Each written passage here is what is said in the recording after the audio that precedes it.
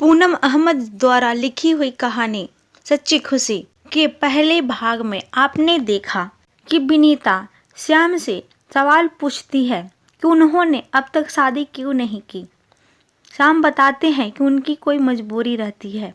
अब आगे की कहानी। श्याम वहीं अपना बैग रखकर बैठ गए और फिर धीरे धीरे बोले, कुछ लोग कमियों के साथ पैदा होते हैं और अगर मैं विवाह योग्य होता तो सही समय पर विवाह कर लेता। आप मेरी बात समझ गई होंगी। हाँ श्याम साहब, ऐसा सिर्फ पुरुषों के साथ नहीं, स्त्रियों के साथ भी होता है। मैं भी कभी माँ नहीं बन सकती, इसी कारण मेरा तलाक हो गया। मैंने हर संभव तरीके से विवाह बचाने का प्रयत्न किया लेकिन बचा नहीं सकी। श्याम ने हैरान होकर उसकी तरफ देखा तो विनीता ने कहा, क्या आप मेरे साथ विवाह कर सकते हैं? विनीता, आप होश में तो हैं? बहुत सोच समझकर कह रही हूँ। मेरे पापा की जान मुझ में अटकी है। आप तो वकील हैं, यह जानते हैं कि एक अकेली औरत को दुनिया कैसे परेशान करती है। अगर आप मुझसे विवाह कर लेंगे तो हम दोनों को एक जीवन साथी और उससे भी बढ़कर एक दोस्त मिल जाएगा। हम अच्छे दोस्त की तरह जीवन बिता लेंगे। बस आपका साथ मांग रही हूँ, मुझे और कुछ नहीं चाहिए। क्या आप मेरी बात मान सकते हैं? श्याम ने विनीता को गौर से देखा, उसके सच्चे चेहरे को परखा और फिर मुस्कुरा दिए। शीघ्र ही दोनों का विवाह हो गया और विवाह के कुछ समय बाद ही शिव शंकर जी ने हमेशा के लिए आंखें बंद कर ली। विनीता श्याम के घर आ गई। घर वैसा ही था जैसे औरत के बिना होता है। नौकर तो थे लेकिन विनीता का हाथ लगते ही घर चमक उठा। एक दिन श्याम भावुक होकर बोले, कैसा पति था जिसने तुम्हें तलाक दे दिया? दोनों अपने मन की ढेरों बातें करते, दोनों को एक दूसरे में अच्छा दोस्त दिखाई देता था। विनीता दिन भर घर को बनाती संवारती, उनकी फाइलें संभालती, रात को उनके कमरे में उनकी दवा और पानी रखकर मुस्कुराकर गुड नाइट बोलकर अपने बेडरूम में आ जाती। बेड पर लेटकर किताबें पढ़ती और सो जाती। सुबह अच्छी तरह तैयार होकर श्याम के साथ नाश्ता करती। उनके जाने के बाद गाड़ी निकालती और श्याम के बताए कामों को पूरा करती। यानी कभी बैंक जाना, कभी उनके डॉक्टर से मिलती, उनका हिसाब किताब देखती, उनका हर काम हंसी खुशी करती। आज विनय को विनीता फिर दिखाई दे गई थी। छोटा शहर था इसलिए कई बार पहले भी दिख चुकी थी। ऑफिस से उठकर इधर उधर घूमना विनय की आदत बन गई थी। ना जाने क्यों अब भी जब कभी विनीता को देख लेता दिल में एक फांस सी चुभती थी। कई महीने तो विनीता उसे नजर नहीं आई थी। वैसे उसने सुन लिया था कि उसने शादी कर ली है और बहुत खुश रहती है। ना जाने क्यों उसे विनीता की शादी से दुख पहुंचा था। शहर के किसी चौराहे पर, किसी मार्केट में विनीता कभी कभी नजर आ ही जाती थी, अपने पति के साथ, किसी नई सहेली के साथ, तो कभी अकेली कार में। उसके शरीर पर शानदार कपड़े होते और चेहरे पर शांति। विनय का दिल जलकर रह जाता। ऐसी सुख और शांति उसके जीवन में नहीं आई थी। आज भी जब विनीता उसके सामने से निकली तो उसका दिल चाहा कि वह उसका पीछा करे, बिल्कुल उसी तरह जैसे विवाह से पहले करता था। गाड़ी खड़ी करके विनय बेचैनी से टहलता सड़क पर दूर निकल गया। सड़क के पार उसकी नजर ठिठक गई। विनीता बैंक से आ रही थी। विनय तेजी से सड़क पार करके उसके तरफ बढ़ा जहां विनीता अपनी गाड़ी में बैठने वाली थी। जैसे ही विनीता गाड़ी में बैठकर गाड़ी स्टार्ट करने लगी, विनय ने नॉक किया। विनीता देखती रह गई।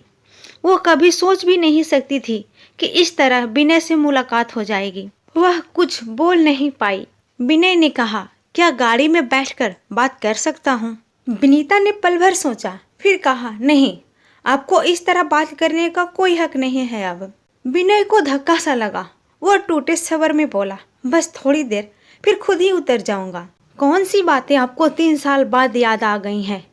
विनय बैठता हुआ बोला, बहुत बदल गई हो। क्या खुश हो अपने जीवन से? कैसा है तुम्हारा पति? वे बहुत अच्छे हैं और उन्हें बच्चे की भी कोई इच्छा नहीं है।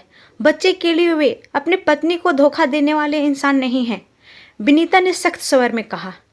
विनय झूठ न बोल सका, कोई बात न बना सका। चोरों की तरह अपने दिल का हर राज उगलने लगा। विनीता, मुझे देखो, मैं खुश नहीं हूँ। विनीता ने पलटकर उसकी तरफ देखा। सच में वो खुश नहीं लग रहा था। उसका हुलिया ही बदल गया था। वो बहुत सुंदर हुआ करता था, लेकिन आज बदसूरत और बेहाल लग रहा था। विनीता विनय शर्मिंदा सा बोला, यह तो ठीक है कि बच्चे दुनिया का सबसे बड़ा उपहार है, लेकिन सिर्फ तुम्हारी खुशी के लिए मैं सच से आंखें फेर लिया करता था।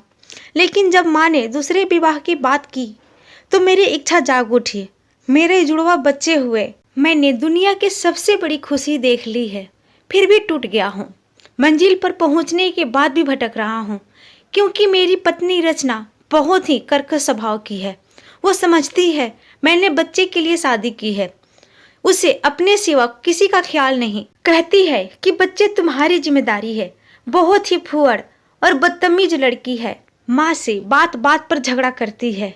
वही घर जो तुम्हारी उपस्थिति में खुश और शांत नजर आता था, अब कलह का अड्डा लगता है। घर जाने का मन नहीं होता। तुमने मेरा इतना ख्याल रखा था कि मैं बीते दिन याद करके रात भर सो नहीं पाता हूँ। बहुत दिन बाद मुझे पता चला कि संसार की सबसे बड़ी खुशी तुम्हारी जैसी पत्नी है।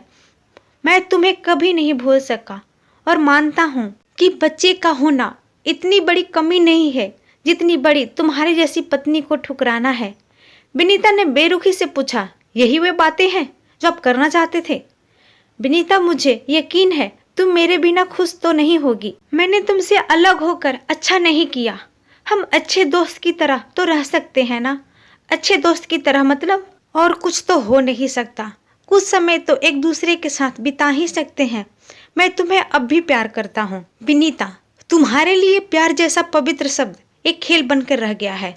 मेरे पति का प्रेम कितना शक्तिशाली है तुम सोच भी नहीं सकते। उनके निश्चल निर्मल प्रेम के प्रति मेरा मन श्रद्धा से भर उठा है। हमारे रिश्ते में विश्वास, समर्पण, आदर, अपनापन है, और जब भी मैं उनके साथ होती हूँ तो मुझे लगता है कि मैं एक घनी छाया में बैठी हूँ, निश्चिंत, सुरक्षित और बहुत खुश। कहते कहते विनीता ने विनय की तरफ का दरवाजा खोल दिया। अब आप जा सकते हैं। विनय ने कुछ कहना चाहा, लेकिन विनीता पहले ही बोल पड़ी, अब और नहीं। और फिर विनय के उतरते ही उसने गाड़ी आगे बढ़ा दी। विनय उसे देखता रह गया।